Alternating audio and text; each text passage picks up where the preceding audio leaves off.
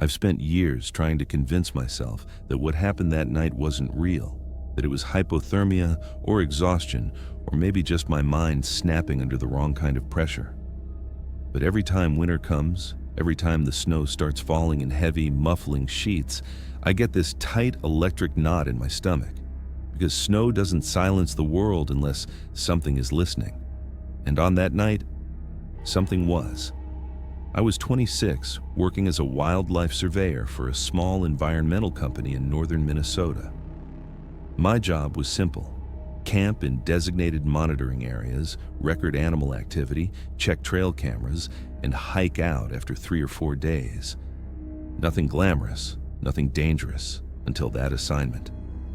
It was late December, just days after Christmas. A heavy winter storm had passed through, leaving the entire region buried beneath almost 2 feet of snow. The company wanted updated records to see how the local wildlife was responding before the next phase of land development. I volunteered, extra pay, and no family obligations. They gave me Site 42, a remote patch of forest near the Canadian border. I'd been there before. Quiet place, isolated, sure, but never threatening. I reached the drop-off point at 3 p.m. My driver, a guy named Miller, gave me a weird look as I unloaded. "You sure you want to stay out here alone this week?" he asked, glancing at the darkening sky. "I've done colder." He gave a short laugh. "Just remember, storms mess with sound. People hear things." "What kind of things?" I joked. His smile faded. "Things that aren't there." I waved him off, watching the truck disappear down the snow-packed road. Then I shouldered my pack and started walking. By the time I reached the campsite clearing, the sky had gone a pale, bruised purple. The trees around me stood still, the snow pinned to their limbs like frozen breath. I set up my tent, started a small fire, and heated a can of chili. Normal, comfortable, completely unaware of what was waiting in that forest. It started on the first night. I woke up at 2:13 a.m. I remember the exact time because I checked my watch twice. Something had scraped across the outside of my tent, soft, slow, almost gentle, like fingers dragging through the snow. I held my breath and listened. The wind was still. The forest was dead quiet. Then, screech, again, circling. I grabbed my flashlight and snapped it on, aiming it at the thin tent wall. The beam illuminated the fabric, but no silhouette appeared. No footprints, no shadows, nothing. "Probably a branch," I muttered to myself, except the nearest branch was 10 feet away. After 10 minutes of silence, I talked myself into lying back down. Sleep came in fragments. The next morning, I found the tracks. They weren't animal prints, they weren't boot prints. They were long, dragging marks in the snow, as if something had been pulled or had crawled around my tent in a perfect circle. No beginning, no end, just a ring. The air around me felt colder than it should have been. I checked the trail cameras, trying to distract myself. Most were normal: deer, a fox, maybe a wolf. But the fourth camera, the one closest to my tent, had a single corrupted file, just static in a faint shape I couldn't make out. The wind picked up that afternoon, carrying a strange, low hum through the trees. I'd heard wind howl before. This wasn't that. This was more vocal, almost like someone humming a lullaby. By sunset, the atmosphere felt wrong. I couldn't explain it. The forest felt heavier, watching. I kept the fire big that night, bigger than usual. Light makes you feel safe, even when it isn't. The second night was worse. I didn't fall asleep until nearly 1 a.m., and when I did, I plunged into some dreamless, heavy state until something grabbed my ankle. I jerked awake instantly, heart hammering, and yanked my leg back. No one was inside the tent. The zipper was still locked from the inside, but the imprint of a hand was on my boot. A hand shaped like a person's, but too long, too thin, too wrong. I scrambled outside with my flashlight. Snowflakes drifted softly around me. My breath fogged the air. Then I saw the tracks. Not prints, tracks. Like something had been dragging itself through the snow toward my tent. 2 long depressions, side by side, with intermittent holes where something pointy had punched down. Claws, elbows. The trail stopped 5 feet from my tent. Just stopped. As if whatever it was had lifted itself upright or vanished. The night around me felt colder again. Not the natural cold of winter, but the suffocating cold of something hovering close to your skin. Then I heard it. From the tree line. A voice, soft, broken, imitating something human. Cooled. My flashlight trembled in my hand. Who's there? No answer. Just a wet, rattling breath. Then, woods exploding with motion, something darted between the trunks. Fast, too fast. My light barely caught a glimpse. A pale shape, long limbs crawling on all fours but somehow upright at the same time. I stumbled backward, falling into the snow. The fire flickered violently, as if reacting to a sudden gust of freezing air. When I looked up, the forest was silent again, empty, watching. That was the moment I knew something was seriously, dangerously wrong. And I still had 2 nights left before pickup. The 3rd day, the storm returned. Thick waves of snow choked the air. The sky hung low and heavy, almost black despite it being noon. I stayed in the tent, wrapped in layers, listening to the wind batter the nylon walls. But it wasn't just wind. Between gusts, I heard whispers, not imagined, clear, human-like but fragmented, repeating my name.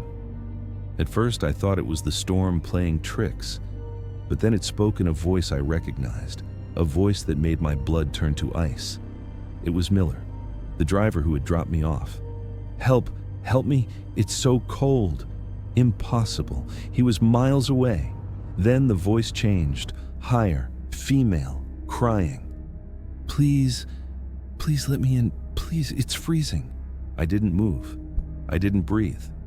Because whoever, whatever was speaking wasn't outside my tent. It was whispering from the snow, from beneath me, under the frozen ground. The sobbing rose into a horrible, choked wail that vibrated through the air like something dying. I covered my ears, squeezed my eyes shut, and waited. Eventually, it stopped, but the silence was worse. That night, I didn't sleep. The temperature dropped below 0. My fire struggled against the wind. Every crack of snow-logged branches sounded like footsteps. By midnight, snow had piled a foot high around the tent, muffling everything. At 12:47 a.m., the humming returned. Low, rhythmic, coming from everywhere and nowhere. I sat up slowly, gripping my knife. Useless, I know, but fear makes stupid things feel logical. The humming grew louder, vibrating the air. The tent fabric trembled, then tap, tap, tap, knuckles on the outside of the tent inches from my face, tap, tap. Then a dragging sound, slow and deliberate, sliding along the wall from one side to the other. I shined my flashlight toward the sound. A silhouette pressed against the fabric. Long head, longer arms, too thin, too tall. Then a voice, my voice, came from it. "Let me in." My stomach dropped. The silhouette leaned closer, distortions rippling across the tent wall as if its face was sliding under the fabric. I stumbled backward, knocking over my lantern. Darkness. The silhouette twitched, then it sprawled upward, stretching impossibly tall as if unfolding a spine that had too many joints. And then, the zipper began to move, not quickly, slowly, deliberately, as if the thing outside wanted me to watch. I lunged forward, grabbing the zipper from inside and pulling it back down. The resistance on the other side was unreal, like wrestling with a steel cable. "Stop," I whispered, voice breaking. The thing whispered back using my own tone. "Stoop!" I threw my entire weight onto the zipper, forcing it shut. The silhouette froze. Then it slid backward, disappearing into the snow. Silence followed. For a minute, maybe 2. Then I heard the sound that permanently scarred me. It laughed, not a creature's laugh, not an animal's. A perfect copy of my laugh, but twisted, glitched, broken, like it was learning me. And then it walked away. Footsteps. This time, definite footsteps. Human footsteps. I didn't sleep at all. Morning came slowly, pale gray light creeping across a world buried deeper than before. My tent was half suffocated under a new blanket of snow. I forced myself outside. Every nerve screamed danger. Every instinct told me to run, but I needed to check the trail cameras. Camera 4, the corrupted one, was completely gone. The post had been ripped out. The camera snapped in half like cheap plastic. Camera 3 had a new file. I hesitated, then pressed play. The footage showed the forest, snow falling, nothing unusual at first. Then a figure stepped into frame, pale, naked, emaciated, limbs too long, joints bending backward. Its face was a smear of blurred flesh, as if unfinished. It turned toward the camera, and the distortion worsened like the lens couldn't focus on it. Then it opened its mouth. Not wide, downward, splitting its jaw as if tearing through its own skin. And then my voice came out. "Help me, I'm so cold." The file ended. I vomited into the snow. The fourth night, my last night, was a living nightmare. By 9 p.m., the snowstorm grew violent. The sky was black, thunderless, but roaring with wind. My tent shook like a dying animal. The forest felt alive, breathing around me. At 11:23 p.m., I heard footsteps, human footsteps, slow, crunching through the snow, coming straight toward my tent. I held my breath, gripping the flares I kept for emergencies. The footsteps stopped right outside. Then a voice said, "Hey, it's Miller, open up!" I froze. It sounded exactly like him, perfectly like him, too perfectly. "I got stuck," the voice continued. "Truck slid off the road. I walked here. Let me in, man. It's freezing." No breathing, no shivering, no struggle against the wind. Just those words. Steady, emotionless. I didn't answer. After 10 long seconds, the voice tried again. "Let me in, please." Still perfect, still wrong. Then the tone dropped. Flat, empty. "I know you're awake." The zipper twitched, and something inside me snapped. I grabbed the flare, yanked the cord, and the tent burst with violent red light as I slashed a hole through the wall and dove into the storm. The wind howled, tearing at my clothes. Snow stung my skin. The flare hissed in my hand. I looked back. A figure was crawling out of the tent hole after me, not walking, not standing, crawling. Its limbs wrapped and unwrapped in unnatural contortions, like a spider learning to move on human joints. Its head tilted far too much to one side, like its neck had no bones. Then it spoke, and I nearly dropped the flare.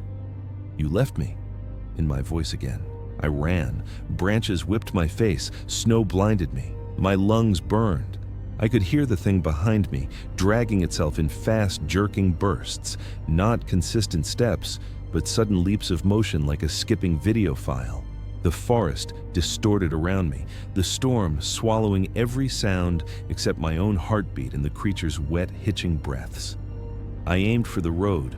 The flare sputtered, my legs buckled, and then, through the chaos, headlights. A truck. I stumbled into the road, waving the dying flare. The truck skidded to a stop. The driver's door flew open. "Miller!" I yelled. But the man who stepped out wasn't Miller. He wasn't anyone I knew, just a passing local who'd seen the flare. He dragged me into the truck just as the flare died completely. When I looked back into the darkness, a pale shape stood at the edge of the road, watching, tilted, wrong. The driver floored the gas.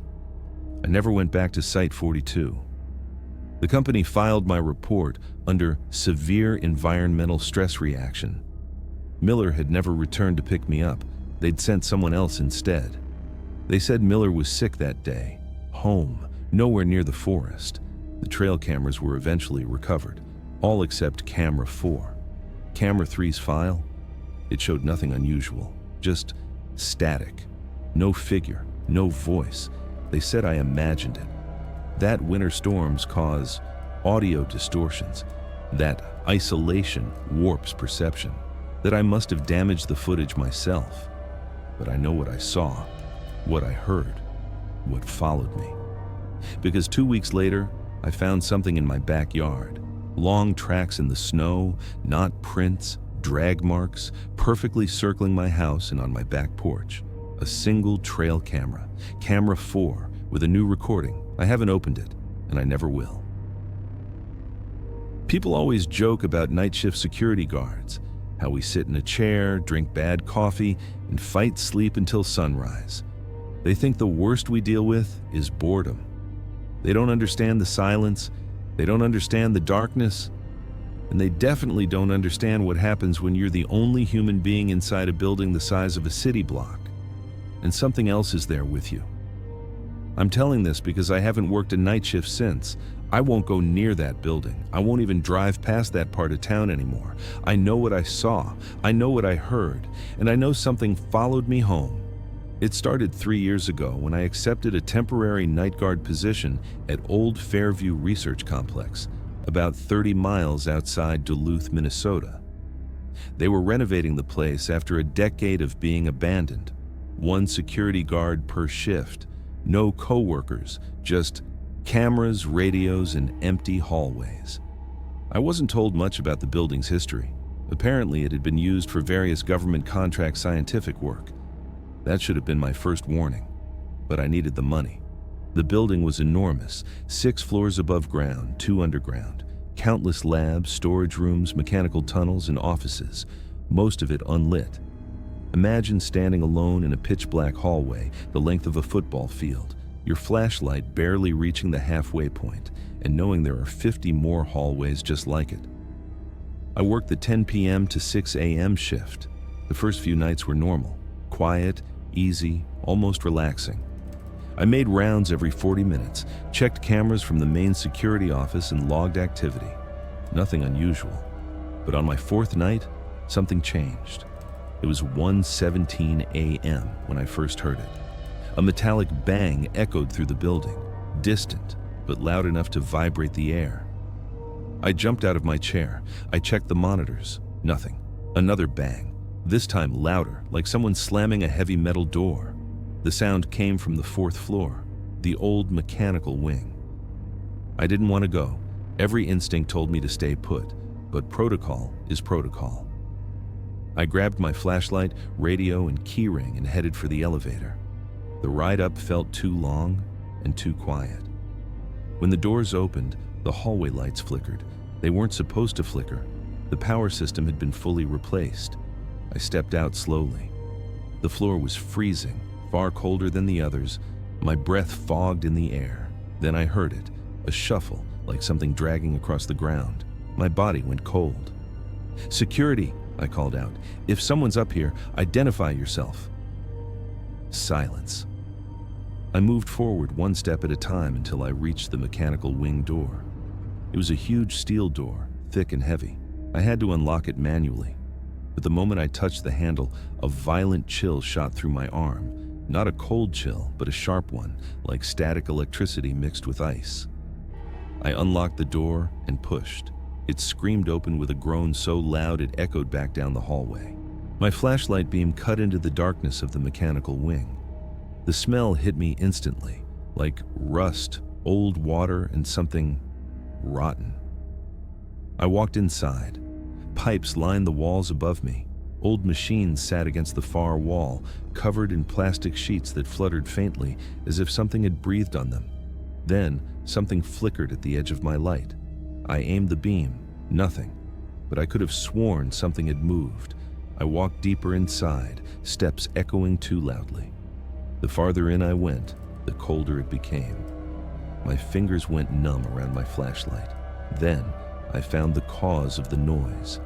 One of the heavy steel access doors at the end of the wing was swinging open and closed, slamming into the frame each time the building shifted. Bang, bang, bang. I sighed in relief. Wind pressure, nothing more.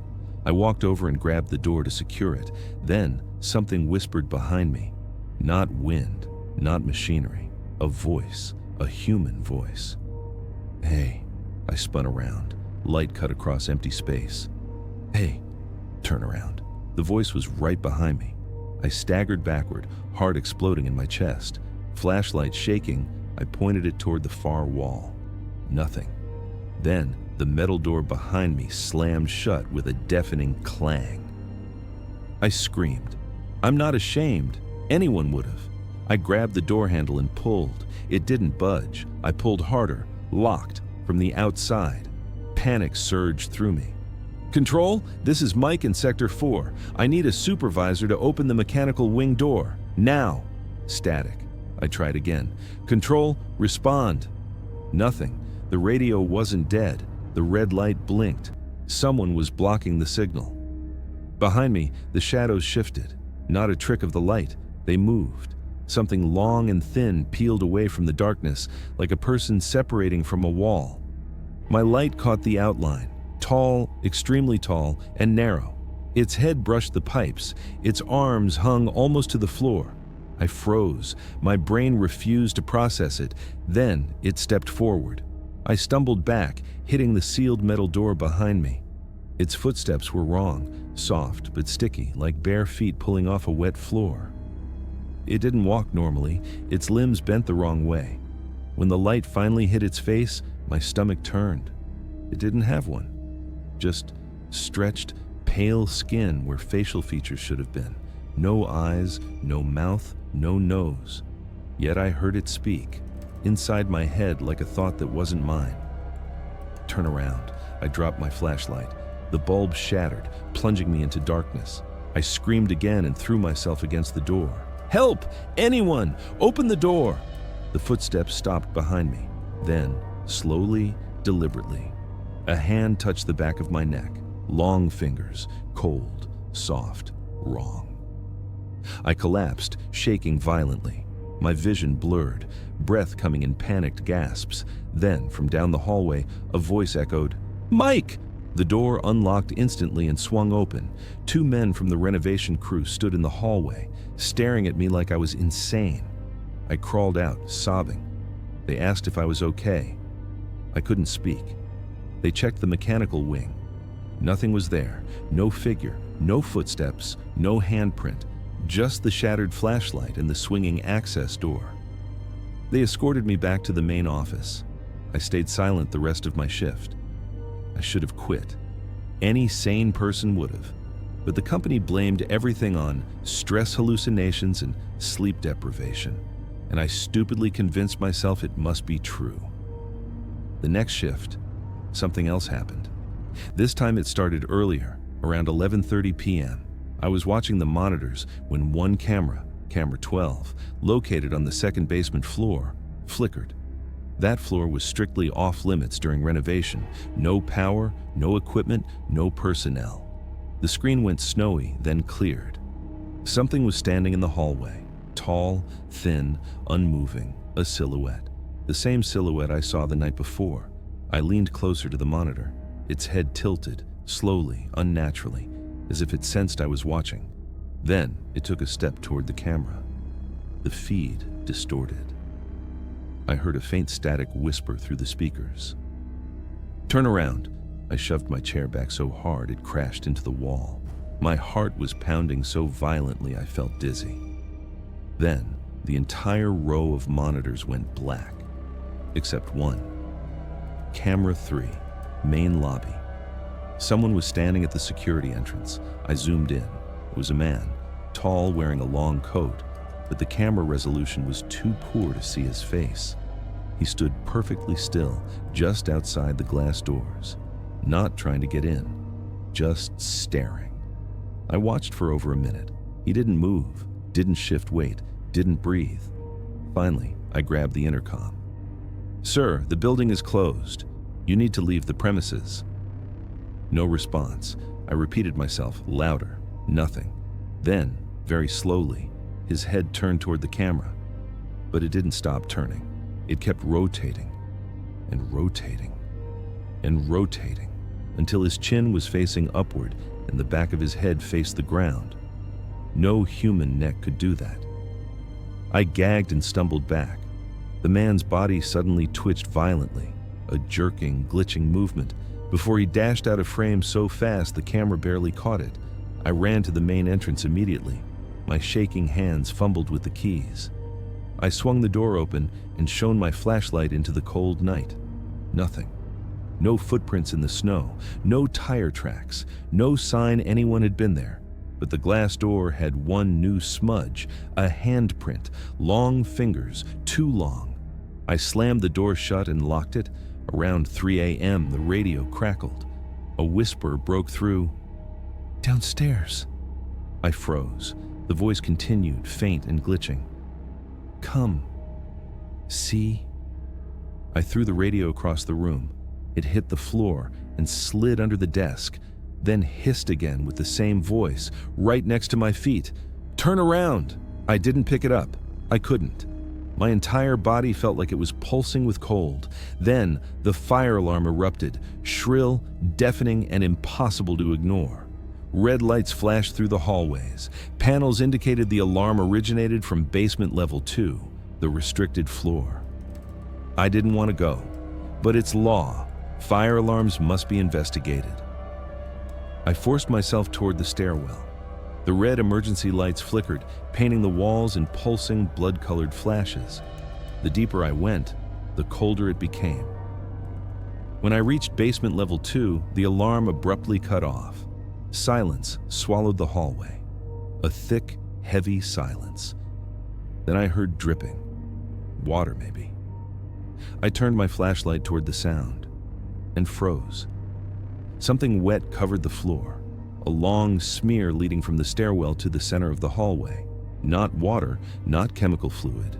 Dark, thick, red, blood. I followed the trail with shaky steps. The metallic smell grew stronger until I felt nauseated. The smear ended at a large door labeled Bio Storage 2B, authorized personnel only. I put my ear to the door.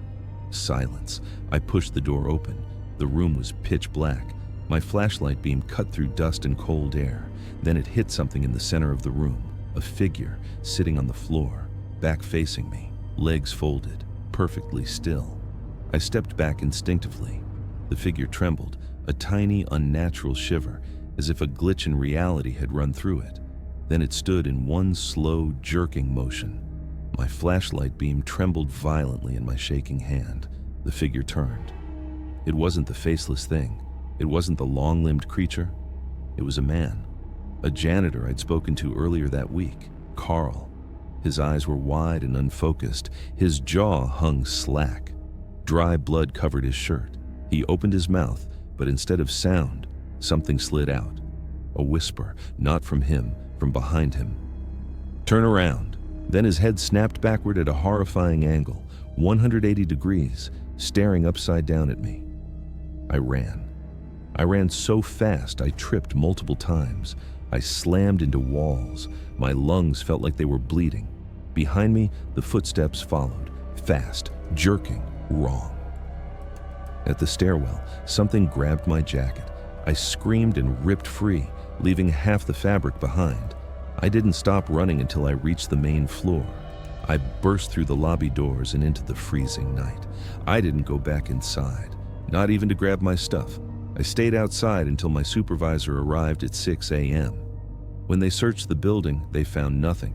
No blood, no Carl, no smudges, no footprints, nothing disturbed. They reviewed the camera footage, all blank, all corrupted by a power surge. They said I imagined it, that stress caused hallucinations, that none of it was real. Then they fired me. 3 days later, Carl's car was found in the parking lot of a gas station 30 miles away. Doors open, engine running. He was never found. The company sealed basement level 2 permanently. But that's not the worst part. Last winter, nearly a year after the incident, I found something in my basement while doing laundry. A handprint, long fingers, too long, on the back of my dryer. And on the wall, written in dust, "Turn around." I ran upstairs so fast I almost broke my neck. I don't go into the basement anymore. But sometimes, late at night, when the house is completely silent, I hear footsteps down there. Slow, sticky, wrong. And sometimes when I'm in bed, I hear a whisper behind me. Not outside, not in the hallway, right behind my ear. Turn around. I never do. I never thought I'd take a job like this.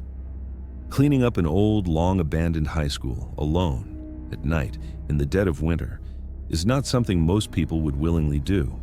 But money was tight, bills were piling up, and when the temp agency called offering a simple overnight janitorial shift at Fairmont High, I said yes without asking questions. I wish I had asked questions. The building sat on the edge of town, cut off by a chain-link fence and surrounded by overgrown fields. Its windows were boarded up in patches, graffiti sprawled across its brick walls, and the front doors had rusted locks. The temp agency had given me a key. They claimed it had been decommissioned for years, but it worked. I arrived at 9 p.m. The winter sky was black, but a thin crescent moon gave just enough light to see the cracked asphalt leading to the entrance. The air was cold, biting at my face, carrying the scent of wet leaves and something I couldn't identify. I pushed the door open. The hinges groaned like a scream. My flashlight cut through the darkness, illuminating dusty lockers and broken ceiling tiles. The place smelled of mold, old paper, and something fouled, rotting maybe. "All right," I muttered. "Just mop the hallways, sweep the cafeteria, empty the trash. Easy night." I flicked the light on and off a few times, trying to ignore the instinctive feeling crawling over my skin. The first hour was normal. I pushed the mop across the cracked tiles of the main hallway, dust motes floating in the beam of my flashlight. My footsteps echoed. My own voice sounded alien in the emptiness when I hummed quietly to keep my nerves calm. Then, at exactly 10:23 p.m., I heard it. Click, slam. A locker. A locker had slammed somewhere down the hallway. I froze. I swore to myself it was the wind. The building groaned all the time. I shook my head and continued cleaning. Then, another locker. Slam. Closer. I spun the flashlight toward the sound. Nothing. My stomach tightened. My heart thumped. Must be heating pipes, I muttered. Yeah, that's it. But the sounds kept coming. A sequence now, like someone was walking, opening lockers as they went, slamming each one shut. I wasn't sure if it was slow or fast. Time had begun to stretch. My flashlight beam darted up and down the hall. Still, nothing. By midnight, things had escalated. I was in the gym, empty trash cans stacked along the far wall. My mop squeaked as I pushed it, breaking the deafening silence. Then, laughter. A high-pitched, childish laugh, faint. It bounced around the gym like it was coming from every corner at once. I froze. "Hello?" I called. "Is someone here?" No answer, just the echo of that laughter, stretched and distorted. I gripped my flashlight tighter and edged toward the bleachers. They were old, splintered, the paint peeling. The air felt heavier here, colder, and I could see my breath puff in front of me. Another laugh, this one closer, from behind me. I spun around. Empty gym. No one at all. My heart was racing now. I told myself to leave, to go outside, but I had floors to clean, and my paycheck depended on finishing. It got worse around 1:15 a.m. I was on the second floor, sweeping a hallway lined with lockers. I had my radio with me, trying to call the temp agency for reassurance, but no signal. Dead, dead, dead. A locker slammed directly in front of me, then another, on the other side. Then, one by one, all the lockers in the hallway slammed in sequence, like someone, or something, was walking slowly past, closing them with precision. I could feel it, watching, waiting. I swung my flashlight around. The beam shook. Shadows leapt across the ceiling. Then a whisper, right next to my ear. "Go. Back." I jumped so hard I dropped the mop. The handle clattered against the tile. My flashlight flicked and landed beam down, illuminating the long hallway in one weak circle. Nothing. I wanted to run, but my legs wouldn't obey. Something had frozen me. My chest tightened. My breaths came short, sharp. Another laugh, this time from the ceiling, above me. I looked up. A vent cover rattled, moved slightly. Just a fraction, but it was enough to make my stomach drop. Then the lights, They flickered, just overhead bulbs, one after another, until only a few weak orange lights remained buzzing softly. And I saw them. Figures. Small, pale, tiny figures standing at the far end of the hall. Kids. But not real kids. Their limbs were too long, faces blurred, eyes black holes, their mouths twisted into grotesque smiles. They were staring at me, and they began to move. Slowly at first, then faster. They didn't walk. They slid, twisted, and leaned as if gravity didn't apply to them. I screamed. They didn't make a sound. The laughter had stopped. Now it was just silence, except for the lockers, slamming one after another, closer and closer. I backed up until my shoulder hit the wall. My flashlight rolled across the floor, casting their shadows over the lockers. One figure raised its hand, too high, bending the hallway ceiling, and pointed directly at me. Come. Back. I don't know why I did it. I don't know if it was fear or instinct or madness, but I ran. I ran faster than I ever thought I could. The lockers were slamming behind me in a thunderous rhythm. Each step I took, the echoes seemed to grow louder, the shadows stretching taller. I reached the stairwell, pulled open the heavy door. It was locked. I was trapped. I spent what felt like hours trying every key, every lock. All of them refused to open. Then I heard something behind me. Footsteps. Not like a normal person's. They didn't tap the floor. They thudded, dragged, slid, and they were fast. I turned the corner. Nothing. A locker slammed 3 feet from my head. I screamed and slammed into the wall. Another laugh, fainter, mocking, and then footsteps above me.